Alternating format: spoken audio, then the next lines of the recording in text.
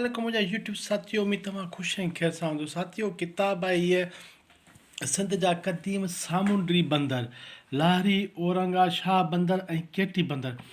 साथियों डॉक्टर मोहम्मद अली मांझी जो ही किताब आहे वॾी साइज़ में। ही किताब बि आहे, इन जो पोइ तारीफ़ मां करायां थो पियो।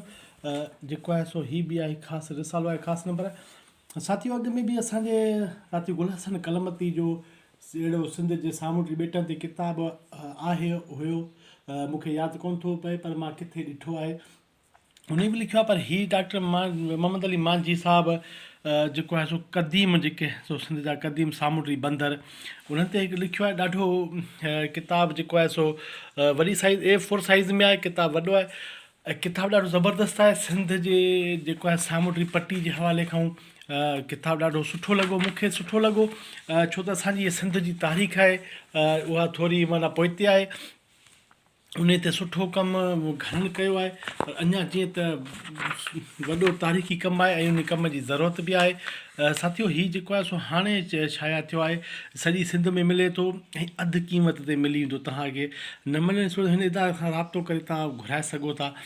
डॉक्टर मोहम्मद अली मांझी इंसाफ़ करे थो त सिंध साणी जे उन मैदन मए मल्हान जे नाले जिन हज़ारे साल अॻु पंहिंजे सगारी ॿेड़ियुनि से समुंड झागे खंड खेड़े दुनिया जे कुंड कुर्छ ताईं पहुची सिंधु सभ्यता जा मुख़्तलिफ़ वड़ वखर पहुचाए सॼी जग में सिंध जो नालो जग में रोशन कयो। उन्हनि मोहान जे नाले जिन अंग्रेज़ जे शुरूआती दौर में जॾहिं सम्झो त संदन सोचनि में मदाई आहे, तॾहिं हिन पंहिंजूं ॿेड़ियूं अंग्रेज़नि खे भाड़े ते ॾियण या संदन सामान खणण खां ठटे में इनकार करे साणीअ जी साख रखी।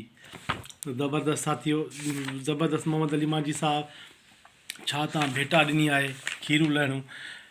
छपाईंदड़ पारां चए त हीअ किताब असांजा क़दीम सामूंडी बंदर सिंध जी इन्ही तारीख़ी क़दीम बंदरनि जो निहायती तफ़सील सां ज़िक्र कयल आहे, जेके सिंध जी शानदार माज़ी जा अक्स आहिनि।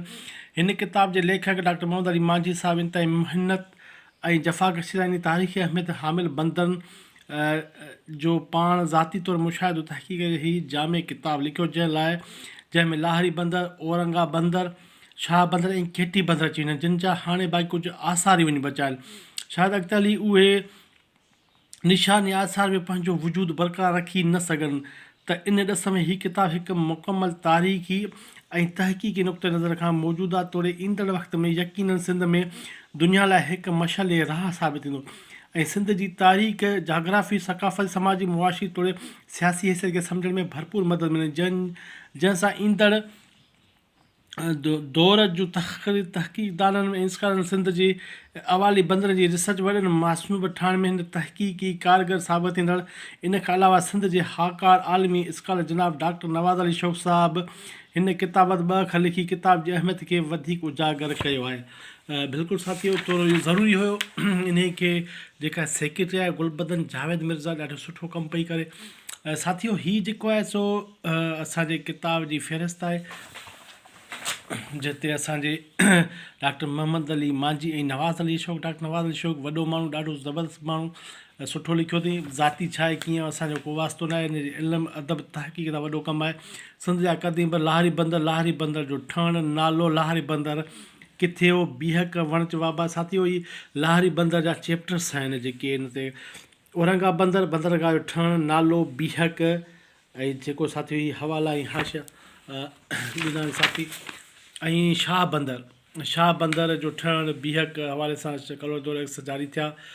ऐं केटी बंदर जे हवाले सां साथी ॾाढो किताब सुठो आहे। मां त चवां थो त हीअ किताब हर माण्हू सान्यावंद खे जेके सिंध जी तारीख़ सां दिलचस्पी रखंदा आहिनि उन्हनि लाइ। साथियों हिन में जेको आहे सो फोटेज वग़ैरह बि आहिनि जेके तारीख़ी ॾिनल आहिनि। हर हिकु बंदरगाह जा फोटेज आहिनि, रंगीन फोटेज आहिनि। औरंगा बंदर आहे, केटी बंदर आहे, लाहरी बंदर आहे, सभिनि जा माना जेको आहे सो हीअ उन्हनि मथाणनि ते पाण जेको डॉक्टर मोहम्मद अली मांझी वञी तहक़ीक़ करे हीअ जेके आहिनि सो उन्हनि जे आसारनि जा फोटेज वग़ैरह हथ करे पाण तहक़ीक़ कमु करे, ॾाढो तहक़ीक़ कमु आहे।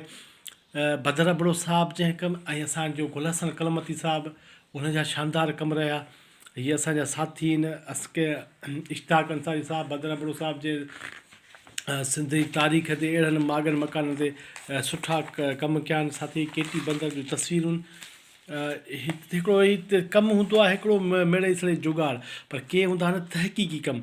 हीअ हिकिड़ो तहक़ीक़ी कमु आहे। मां हिन इदारे जे हिकिड़े बुक सेलर खां पुछा कयो त हीअ नंढी साइज़ में बि अची पिए सघो त पोइ वॾी साइज़ में आणण जो मतिलबु छो? चए पियो त हिन में जेके नक्शा ऐं फोटेज जे करे असां हिनखे वॾी साइज़ में आंदो, न त हालांकि हीअ नंढी साइज़ में आणण जहिड़ो किताबु आहे। सो साथी ही थोरो किताब जे बारे में थोरी सिंधु दरिया संद वहकरा पतण ॿेड़ियूं सड़ सखाण पातड़ी नाखवा ॿेड़ियुनि ते ईंदड़ वेंदड़ ऐं गहरा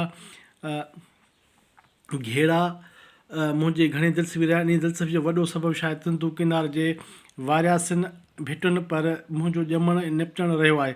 वरी जो 22 नवंबर 82 प्राइम उस्ताद हिस्से सां ठटे ज़िले जे घोड़ाबाड़ी तालुके में छेड़े में सिंधु जो ओचितो वहिकरे ॾाखणी कंदड़ क़दीम ॻोठ लडाणी जे प्राइमरी स्कूल मुक़ररु थी छोड़ा वारे इलाइक़े में वञी वेझो थी पियो। साथियो हीअ असांजे डॉक्टर मोहम्मद अली मांझी जेको आहे सो लिखियो पए ऐं नवाज़ अली शौक़ साहब जा 2 अखर आहिनि। किताबु ॾाढो ज़बरदस्तु आहे। जेको आहे सो साईं चए थो त सभिनी उनवान ते मुनसिब भरपूर तहक़ीक़ी मालूमात ॾिनी आहे, ज़रूरी तस्वीरूं पिणु ॾिनियूं आहिनि। हिन हिकु ई बंदर मुतलिक़ मुनसिब केतिरी किताबनि तां मदद वरिती आहे। कई भेरा हुन माग ते वञी उतां जे मक़ामी माण्हू वटां ज़बानी मालूमात हासिलु करे हिन किताब में शामिलु कई ज़रूरी नक्शा तयारु कया ऐं तस्वीरूं कढियूं। अहिड़ी तरीक़ेकार सां फाज़िल मुहसिन ॿिन्ही सभिनी बंदर बाबति मालूमात जामे ॾिनी आहे। साथियो किताब पढ़णु वटां सांढणु वटां आहे। अगरि तव्हांखे वीडियो किताबु सुठो लॻे त लाइक कजो,